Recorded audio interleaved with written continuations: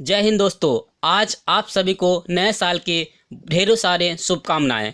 आज जो है नया साल है, नया साल के उपलक्ष्य में मैं जो है वेरी मोस्ट इम्पोर्टेंट क्वेश्चन करवा रहा हूँ। ठीक है, तो आज जो है हमारा पार्ट जो है 10th चलेगा, पार्ट 10th चलेगा। इससे पहले मैंने 8 और 9th करवा दिया है, 10th पार्ट चलेगा जो कि क्लास 12th का फिजिक्स का नोट्स पेपर है। वेरी मोस्ट इम्पोर्टेंट क्वेश्चन है। देखिए, महत्वपूर्ण प्रश्न 2023 के लिए है और 101% या 100% जरूर आएगा। ये प्रश्न जो है ज़रूर देखना, क्योंकि जो है इससे पहले मैंने 9th पार्ट, 8 पार्ट और 1 पार्ट सारा पार्ट मैंने करवा दिया है फिजिक्स का। तो पूरा वीडियो देखोगे तभी जा कर के समझ में आएगा। और एक बात और बताना चाहता हूँ, नए साल के उपलक्ष्य में ये देखिए, भगवान के भरोसे मत बैठिए, भगवान के भरोसे मत बैठिए। क्या पता भगवान आपके भरोसे बैठा हो। तो देखिए, नए साल के दिन में आपको क्या करना है, अपने नए सिरे से, नए चैप्टर से अच्छे तरीके से पढ़ाई करनी है। तब जा कर के आप बोर्ड एग्ज़ाम 2023 के पेपर में बैठ पाओगे और लगेगा कि हमें जो है 70 में से 70 नंबर पूरे प्राप्त हो जाएगा। तो आपको क्या करना है, अगर टॉपर बनना चाहते हो और 95% लाना चाहते हो तो वीडियो को अंत तक ज़रूर देखना। ये क्लास 12th के लिए है, ठीक है, फिजिक्स का है और ये पार्ट 10th चल रहा है। और चलिए, इसी के साथ मैं एक बात और बताना चाहता हूँ, अभी तक हमारे चैनल को सब्सक्राइब नहीं किया तो जल्दी से जाकर के सब्सक्राइब कर लेना। देन एक छोटा सा काम करना है, कमेंट जरूर कर लेना और लास्ट में एक लाइक कर देना और ज़्यादा से ज़्यादा अपने दोस्तों को शेयर करना, क्योंकि जिससे कि क्या होगा कि आने वाला वीडियो का नोटिफिकेशन आप लोगों के पास मिलती रहेगी फ्रेंड। तो चलिए वीडियो को स्टार्ट करते हैं। देखिए फ्रेंड, मैंने यहाँ पर लिख लिया है board exam 2023 class 12th physics, महत्वपूर्ण प्रश्न 100% आएगा। तो पक्का ये परसेंट यानी 100% मैं लिख दिया हूँ, तो पक्का ये है कि आएगा ही आएगा। तो आपको क्या करना है, most important question, very most important question. तो देखिए, ये क्वेश्चन जो है मैंने पार्ट 9th में करवा दिया है और उसका डिस्क्रिप्शन में लिंक है, जा करके उस वीडियो को आप देख सकते हो। और देखिए, यहाँ पर मैंने लिखा था प्रश्न नंबर 1, ठीक, 1 से लेकर के मैंने जो है इसमें जो करवा रखा था क्वेश्चन नंबर 2, ठीक, ध्यान से देखना, क्वेश्चन नंबर 2। अब इसके बाद देखिए, मैं पलट कर दिखा देता हूँ, क्वेश्चन नंबर 3, ठीक, क्वेश्चन नंबर 3 कंप्लीट हो गया। इसके बाद देखिए अगला जो है हमारा ये है क्वेश्चन नंबर 4। यहाँ देखिए ध्यान से, ये है क्वेश्चन नंबर 4। ये 4 क्वेश्चन जो है हमने पार्ट 9th में करवा दिया है। अब देखिए, जो 10th पार्ट में जो मैं करवाने वाला हूँ, क्वेश्चन नंबर 5 से करवाने वाला हूँ। तो ध्यान से देखना, मोस्ट इंपॉर्टेंट है, वेरी मोस्ट इंपॉर्टेंट क्वेश्चन। तो ध्यान से देखोगे तभी जा करके समझ में आएगा। तो चलिए देखिए, हमने यहाँ पर लिख लिया है क्वेश्चन नंबर 5। यहाँ पर लिखा है वर्ट-स्टेन सेतु का सिद्धांत क्या है, या वर्ट-स्टेन सेतु किसे कहते हैं, या वर्ट-स्टेन सेतु को दर्शाइए या दिखाइए। इस प्रकार के क्वेश्चन आपके बोर्ड एग्जाम में आएगा, ठीक। तो आपको क्या करना है, ऐसे प्रश्न जो है, जो हर बार टपक से टपकने वाला प्रश्न है, वही प्रश्न मैं यहाँ पर लेता हूँ और आपको अच्छे से समझाने की कोशिश करता हूँ। देखिए, यहाँ पर मैंने लिख लिया है वेरी मोस्ट इंपॉर्टेंट क्वेश्चन, 2005 से लेकर के 2023 में टपक से टपकने वाला प्रश्न है। तो अच्छे से देखना, समझ में आ जाएगा। अब देखिए, यहाँ पर आपको क्या करना है, एक चीज़ फॉलो करना है। जैसे कि यहाँ पर देखिए डायग्राम आपको अच्छे से दिख रहा होगा। इस डायग्राम के चारों बगल में आपको लिखना क्या है, ये जो इसकी प्रतिरोध होता है, ये हमारा P हो गया, इसका प्रतिरोध क्या है, Q हो गया, और इसका प्रतिरोध हमारा R है, और ये प्रतिरोध हमारा S है, यानी PQRS। इसी प्रकार से आपको लिख लेना है। इसमें बहने वाली धारा I1 पहले वाले में I1, इसके बाद दूसरे वाले में I2। ये समझ में आ गया। यहाँ पर एक बिंदु, यानी कि ये जो है हमारा चतुर्भुज टाइप से ABCD, इस प्रकार से आपको लिख लेना है। इसमें हमें क्या करना है, एक बैटरी से जोड़ देना है, प्लस चार्ज माइनस चार्ज। ई से हमारा होता है विद्युत वाहक बल, यानी वोल्ट हो गया। इसमें कुंजी हमारा K1 और यहाँ पर K2 हमने जोड़ दिया। ये हमारा सुग्राही मापी G होता है, ठीक। ये पूरा डायग्राम आपको समझ में आ गया होगा। अब देखिए, इसका उत्तर किस प्रकार से लिखना है, अच्छे से समझा रहा हूँ, ध्यान से लिखना, ठीक। और नोट कॉपी में, अपने नोट कॉपी में नोट करते रहना है, तभी जा करके आपको समझ में आएगा। इस डायग्राम के ऊपर ही सारा हमारा आंसर है। देखिए, आपको सबसे पहले लिखना है उत्तर, हेडिंग डाल करके लिखना है वर्ट-स्टेन सेतु, ठीक, या व्हीटस्टोन सेतु, ठीक। इस प्रकार से आपको लिखना है। हेडिंग डाल दिया, लिखने के बाद आपको इस डायग्राम के अनुसार लिखना है। लिखना कैसे है, माना चित्र में 4 प्रतिरोध PQRS चतुर्भुज ABCD की 4 भुजाओं के रूप में जुड़े हुए हैं। देखिए यहाँ पर PQRS, ठीक है, चतुर्भुज ABCD 4 भुजाओं के रूप में एक दूसरे से जुड़ा हुआ है या जुड़े हैं। ठीक, यहाँ तक समझ में आ गया। ऐसे ही लिखना जैसे डायग्राम में था। बिंदुओं B और D के बीच में एक विद्युत सेल लगा है K1 व K2। तो देखो यहाँ पर B और D के बीच में हमारा एक क्या लगा हुआ है, K2 और यहाँ K1, ये जो है हमारा लगा हुआ है कुंजी, 2 कुंजी लगी हुई है। ठीक, अब देखिए कुंजी K1 को दबा करके हमने क्या करा है, इस कुंजी K1 की स्विच को दबा दिया। तो दबा करके विद्युत सेल में धारा I प्रवाहित की जाती है। तो बिंदु A पर यह धारा 2 भागों में बट जाता है। मान लीजिए मैंने यहाँ पर धारा को स्टार्ट कर दिया यानी दबा दिया, तो धारा यहाँ से जाते जाते कहाँ तक जाएगा, यहाँ पर 2 भागों में बट जाएगा। एक हमारा इधर जाएगा और एक हमारा इधर जाएगा। ठीक, तो ये 2 भागों में, या यहाँ से देखेंगे तो देखिए यहाँ पर भी 2 भागों में बट जाएगा। एक हमारा B की ओर जाएगा और एक हमारा D की ओर जाएगा। यहाँ पर हमने लिख लिया है बिंदु A पर यह धारा 2 भागों में बट जाता है या बट जाती है। समझ में आ गया। तो भाग I1 भुजा AB में तथा दूसरा भाग I2 AD में प्रवाहित हो जाता है। देखिए यहाँ पर I2 किस में प्रवाहित होगा, तो I2 जो है हमारा ये जो है AD में प्रवाहित होगा, AB में। तो AB में प्रवाहित कैसे होगा, तो इसमें और इसमें प्रवाहित हो जाएगा। यहाँ पर देखिए, और AD में प्रवाहित होगा। I2 हमारा A और D में प्रवाहित होगा। ठीक, क्योंकि ये I2 और ये हमारा क्या है I2, ये हमारा I1 और ये हमारा I2। समझ में आ रहा है। तो दूसरा भाग I2 में AD में प्रवाहित होता है। इस प्रकार से लिख लेना है। लिखने के बाद आपको आगे देखिए, आगे क्या करना है, बंद पास ABDA। तो ये कैसे आपको पता चलेगा, देखिए ABDA एक त्रिभुज ये हो गया। यहाँ पर हम लिखेंगे बंद पास ABDA के लिए किरचॉफ का दूसरा नियम लगाने पर, किरचॉफ का इसमें हमने क्या करा, दूसरा नियम लगा दिया। तो आप देखिए यहाँ पर क्या लिखना है, I1P बराबर I2R। कैसे, तो I1 हमारा देखेंगे आप, तो यहाँ देखिए डायग्राम में I1P और इसके बाद I2R बराबर लिख लेना है। तो देखिए हमने यहाँ पर बराबर लिख लिया, समीकरण 1 बना दिया। अब इसके बाद देखिए दूसरा हमारा क्या होगा, यहाँ पर देखेंगे BCD ये हमारा बन रहा है BCD B में। इस प्रकार से हमने यहाँ पर लिख लिया। लिखने के बाद देखिए यहाँ पर हमने लिखा है I1Q और ये लिखना है I2S, या इस प्रकार से लिख दिया हमने I1Q बराबर I2S, समीकरण 2। ये दोनों समझ में आ गया। अब दोनों समीकरण में क्या करेंगे, समीकरण 1 से समीकरण 2 में भाग देने पर या समीकरण 1 में समीकरण 2 से भाग देने पर तो पक्का ये आंसर आ जाएगा। चलिए मैं नेक्स्ट पेज पर चलता हूँ और आपको स्टेप बाय स्टेप सब कुछ दिखा देता हूँ। देखिए हमने यहाँ पर लिख लिया है समीकरण 1 में समीकरण 2 से भाग देने पर। तो समीकरण 1 जो हमारा था I1P = I2R था, और इसके बट्टे में क्या करना है, समीकरण 2 से डिवाइड करना है यानी भाग देना है। तो भाग देना I1Q और अपॉन I2S। तो देखिए I1 से I1 कैंसिल = I2 से I2 कैंसिल, तो क्या बचेगा हमारे पास, P/Q बराबर R/S। तो ये हमारा आंसर आ जाएगा। ये हमारा आ गया वर्टिस्टेन सेतु का राइट आंसर। ठीक है, चलिए अब नेक्स्ट क्वेश्चन की ओर चलते हैं और आपको स्टेप बाय स्टेप सब कुछ दिखा देता हूँ।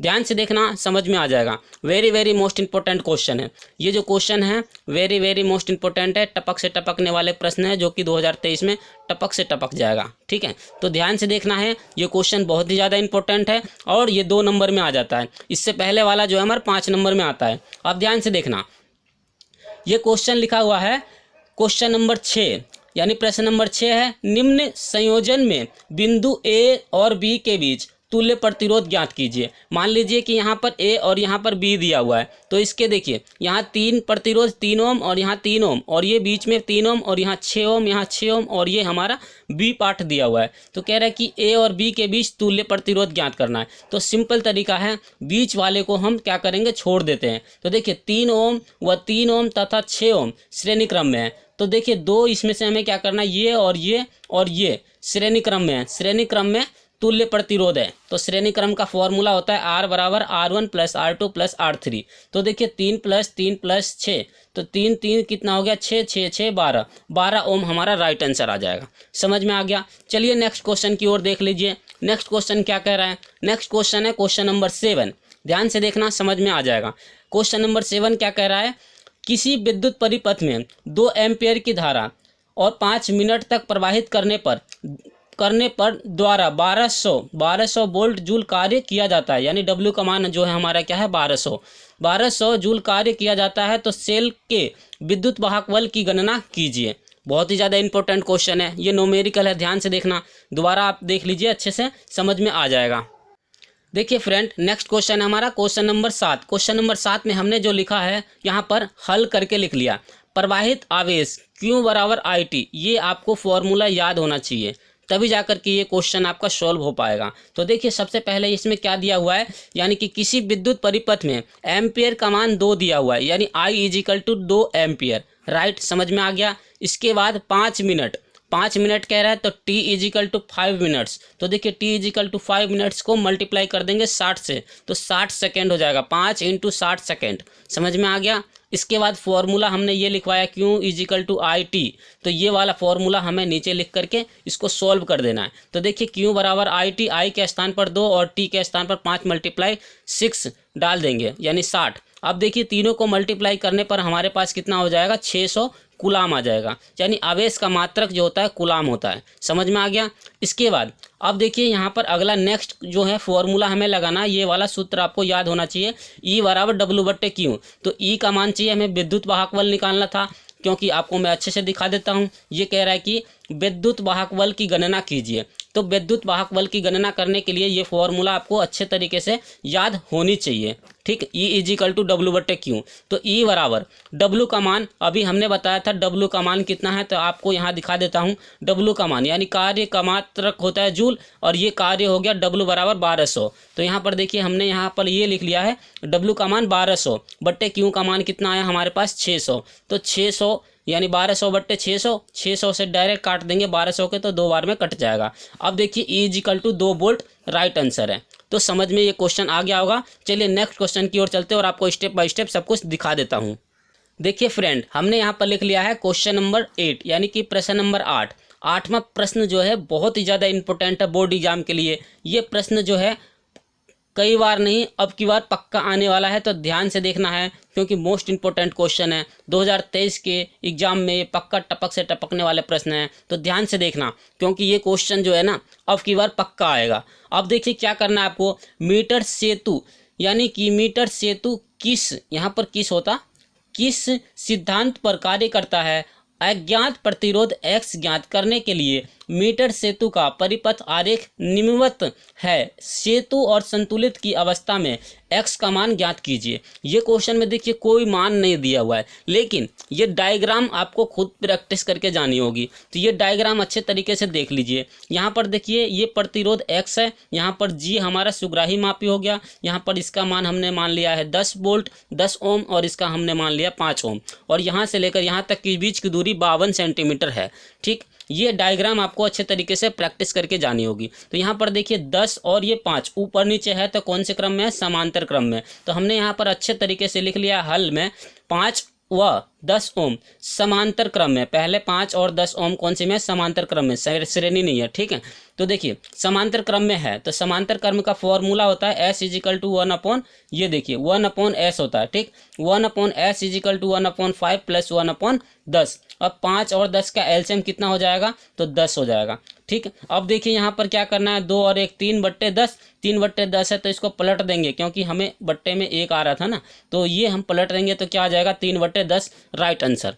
समझ में आया यहाँ तक। इसके बाद देखिए R इजिकल टू X दिया हुआ है, और S बराबर 10/3 ओम आया हमारे पास, ठीक। 10/3 आ गया, क्योंकि यहाँ पर फिर हम पलट देंगे, ठीक। इसके बाद देखिए और L इजिकल टू 52 सेंटीमीटर यहाँ पर दिया हुआ था, ठीक। ये सब हमने मान लिया था। अब देखिए क्या करना है, फॉर्मूला होता है R/S is equal to L/100 - I, यानी L 100 - L। अब देखिए आर का मान कितना था x, तो x रखेंगे।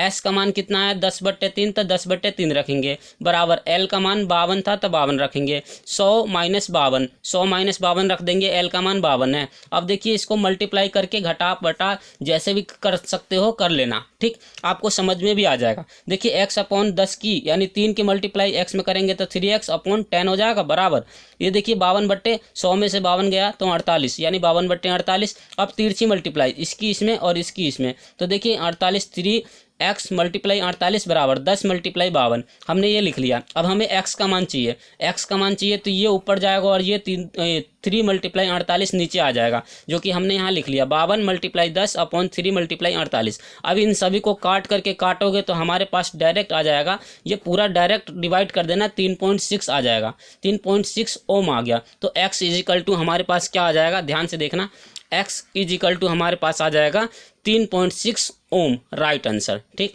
तो प्रतिरोध का मात्रक क्या होता है, ओम होता है, तो आप लिख भी सकते हो। चलिए अब नेक्स्ट क्वेश्चन की ओर चलते हैं और आपको स्टेप बाय स्टेप सब कुछ दिखा देता हूँ। देखिए फ्रेंड, नेक्स्ट क्वेश्चन है क्वेश्चन नंबर 9, यानी कि प्रश्न नंबर 9। विभव मापी की संरचना तथा सिद्धांत का वर्णन कीजिए। इसके द्वारा दो सेलों में से विद्युत वाहक बल की तुलना कैसे की जाती है, परिपथ में आरेख बनाकर समझाइए। ये बहुत ही ज़्यादा इंपॉर्टेंट क्वेश्चन है, तो आपको अच्छे तरीके से देख लेना है। आपको करना क्या है, ये 2023 में टपक से टपकने वाला प्रश्न है, वेरी मोस्ट इंपॉर्टेंट क्वेश्चन है। ये जितने भी क्वेश्चन मैंने लिख रखा है ये सब इंपॉर्टेंट क्वेश्चन है। और आपको एक बात बताना चाहता हूँ, अभी तक आपने नोट कॉपी में नोट नहीं किया है तो जल्दी से जा करके वीडियो को फिर से दोबारा देखिए और पूरा नोट्स कॉपी में नोट्स बनाते रहिए। और नोट्स बनाएंगे ना तो पक्का कह रहा हूँ, कम से कम 100% का होता है ना, 100% में से आपका जो है ना क्लियर हो जाएगा 50% नोट्स बनाने से, ठीक है। और याद करोगे तो आपका 80% डायरेक्ट आपका जो है याद करने पर हो जाता है कंप्लीट, ठीक। सिलेबस तो आपको क्या करना है, सिलेबस के अनुसार नहीं, सिर्फ इंपॉर्टेंट करने हैं डायरेक्ट। आपको 80% बोर्ड के पेपर में, आप कितने भी कमज़ोर से कमज़ोर स्टूडेंट हो फिर भी आप 80% ला सकते हो। बस आपको करना क्या है, सभी क्वेश्चन को नोट्स यानी A to Z नोट्स बना करके याद करनी है डेली, ठीक। अब देखिए, अब इसको आंसर कैसे लिखना है। विद्युत मापी की संरचना, यानी विद्युत मापी की संरचना में है विद्युत मापी में एक मिश्र धातु जैसे कि कॉन्स्टेंटन या मैग्नीज का 4 से 10 मीटर तक लंबा एक समान व्यास का तार होता है, ठीक। अगर मान के चलिए ये हमारे को याद नहीं है, मुझे याद नहीं हो रहा है, तो हम ये लिखेंगे, या लिखा हुआ है ना, यहाँ से कर दीजिए, मैग्नीज का 4 से 10 मीटर लंबा एक समान व्यास का तार होता है या खींचा गया है। ये समझ में आया। इसके बाद देखिए आपको सिद्धांत लिखना है। ये डायग्राम आपको अच्छे तरीके से याद करके जाना है, क्योंकि ये डायग्राम याद कर लेते हो तो 2 क्वेश्चन अच्छे तरीके से सॉल्व कर लोगे। एक और क्वेश्चन है जो कि हमारा 10वां है, इसी डायग्राम के अनुसार होगा। तो देखिए पहले तो इसी को कंप्लीट कर लीजिए। तो देखिए इसका सिद्धांत क्या है, इसमें 1 मीटर लंबा व एक समान व्यास का धातु का प्रतिरोध तार ए बी होता है। यानी कि यहाँ पर देखेंगे तो ए और बी जो है हमारा क्या है, प्रतिरोध की जो तारे है, ठीक। तारे J1 J और J2 होता है, ठीक। ये डायग्राम में लिखा हुआ है। यहाँ पर जो है हमारा प्लस चार्ज माइनस चार्ज, ये बी से हमारा बोल्ट हो गया, ये हमारा कुंजी लगा हुआ है, ये RN से हमारा क्या होगा, प्रतिरोध होता है, ठीक। समझ में आ गया। यहाँ भी प्लस चार्ज माइनस चार्ज, यहाँ पर ई से हमारा हो गया बोल्ट लगा हुआ है, ठीक। अब देखिए ई भी होता है, इसका एक सिरा ए और एक सिरा ए एक यानी संचालक बैटरी के धन ध्रुव से जुड़ा होता है। धन ध्रुव से मतलब होता है धनात्मक ध्रुव से जुड़ा रहता है, और बैटरी का ऋण ध्रुव एक कुंजी के तथा एक धारा नियंत्रित RN के द्वारा तार के दूसरे सिरे B से जुड़ा रहता है। मतलब कि हमें जो लिखना है इसी डायग्राम के बारे में ही लिखना है। कैसे लिखेंगे, तो देखिए J1 जो है हमारा किससे जुड़ा हुआ था, ऋण आवेश धारा से जुड़ा हुआ है, ऋण आवेश तार से जुड़ा हुआ है। और ये हमारा कुंजी K1 यानी B जो है हमारा किससे जुड़ा हुआ है, तो प्लस चार्ज और माइनस चार्ज से जुड़ा हुआ है। इसमें जो लगा हुआ है कुंजी होता है। इसमें जैकी जो लगा हुआ है J1 J और J2 लगा हुआ है, और इसमें प्रतिरोध RN होता है। इस प्रकार से आपको ये बना करके लिख देना है। इस डायग्राम को अच्छे से याद कर लीजिए, फिर ये अपने हिसाब से बना सकते हो। इसके बाद देखिए आपको करना क्या है, इसका 2 समीकरण बना लेनी है। E1 = L1 और E2 = L2। समीकरण 1 समीकरण 2, समीकरण 1 में समीकरण 2 से भाग देना है, यानी E/E2 और L1/L2। ऐसा हमने लिख लिया, तो यही हमारा गणना कर सकते हैं, यही हमारा राइट आंसर हो गया। ठीक है, चलिए अब नेक्स्ट क्वेश्चन की ओर चलते हैं और आपको स्टेप बाय स्टेप इसी प्रकार से दिखा देता हूँ, समझ में सब कुछ आ जाएगा। देखिए ये हमारा लास्ट प्रश्न है, प्रश्न नंबर 10 यानी क्वेश्चन नंबर 10। विभव मापी का क्या सिद्धांत है? एक सेल का विद्युत वाहक बल मापने के लिए वोल्ट मीटर के स्थान पर विद्युत माप यानी विभव मापी क्यों वरीयता दी जाती है, यानी कि विभव मापी को क्यों वरीयता दी जाती है। ठीक है, तो देखिए बहुत अच्छा तरीका से देखना है, इस क्वेश्चन को समझ में आ जाएगा। ये भी क्वेश्चन आपका क्या है, बोर्ड एग्जाम में आने वाला है, मोस्ट इंपॉर्टेंट क्वेश्चन है, 2023 के एग्जाम में टपक से टपकने वाला प्रश्न है, तो अच्छे से देख लेना है। अब देखिए आपको क्या करना है, उत्तर लिखना है। विभव मापी के में क्या है, विभव मापी के प्रयोग में जैकी को शून्य विक्षेप स्थिति से जोड़ा जा सकता है और इसको खिसकाने पर यदि धारा मापी में पर्याप्त विक्षेप हो जाए तो विभव मापी सुग्राही होता है। ठीक, विभव मापी की सुग्राहिता विभव प्रवणता पर निर्भर करती है और वह विभव प्रवणता कहलाता है। इस प्रकार से आपको लिखना है। अब देखिए इसके बाद आपको क्या करना है, डायग्राम आपको बनाना है। तो डायग्राम कौन सी बनानी है, तो देखिए डायग्राम आपको यही डायग्राम आपको दोबारा से उस क्वेश्चन के आंसर में ये बनानी होगी। अब इसी में देखिए उसी के अनुसार वहाँ पर हमने लिख लिया था, या तो इस क्वेश्चन का जो आंसर है और उसका आंसर है सेम है, बस लास्ट में हल्का चेंज हो जाएगा। तो देखिए ये डायग्राम अच्छे तरीके से आपको नोट कर लेनी है और बढ़िया से बना लेनी है। अब देखिए इसके नीचे क्या लिखना है आपको, देखिए ध्यान से देखना। यदि विभव मापी के तार की लंबाई L तथा उसके सिरों के बीच की विभवांतर V है तब विभव प्रवणता क्या होगा। देखिए विभवांतर का मतलब होता है V से वोल्ट भी होता है और E से भी हमारा वोल्ट होता है। तो देखिए हमने ये लिख लिया। इसके बाद K इजिकल टू V बराबर E भी लिख सकते हो, V के स्थान पर, या E लिख दीजिए। तो यहाँ पर E मान लो, ठीक है, V के स्थान पर E अपॉन L हो गया। तो देखिए हम क्या करेंगे, L की गुना K में करेंगे तो क्या हो जाएगा, K इंटू L हो जाएगा। तो E is equal to K into L, right answer. ठीक, समझ में आ गया। इसके बाद देखिए आपको इसकी विशेषताएं भी लिखनी है। क्या लिखनी है, हेडिंग डाल करके विशेषताएं, ठीक, ये आपको हेडिंग डालनी है और इसकी 2 विशेषताएं या 3 विशेषताएं आपको लिख देनी है। तो लिखनी कैसी है, ध्यान से देखना। तार का व्यास सर्वत्र समान होना चाहिए। ठीक है, दूसरी है हमारा इसकी विशेषता, तार के पदार्थ का प्रतिरोध ताप गुणांक अधिक होनी चाहिए। ये दोनों विशेषताएं आपका जो है ना बहुत ही ज़्यादा इंपॉर्टेंट है, वेरी मोस्ट इंपॉर्टेंट क्वेश्चन था। ठीक है, चलिए इसी के साथ जो है मैं वीडियो को समाप्त करता हूं। अगर वीडियो अच्छा लगा होगा तो जल्दी से जाकर के एक लाइक कर देना। देन अगर वीडियो में नए हो तो जल्दी से जाकर के सब्सक्राइब कर लेना और ज़्यादा से ज़्यादा दोस्तों को शेयर कर लेना। चलिए इसी के साथ वीडियो को समाप्त करता हूँ। जय हिंद, जय भारत, वंदे मातरम। Thanks for watching.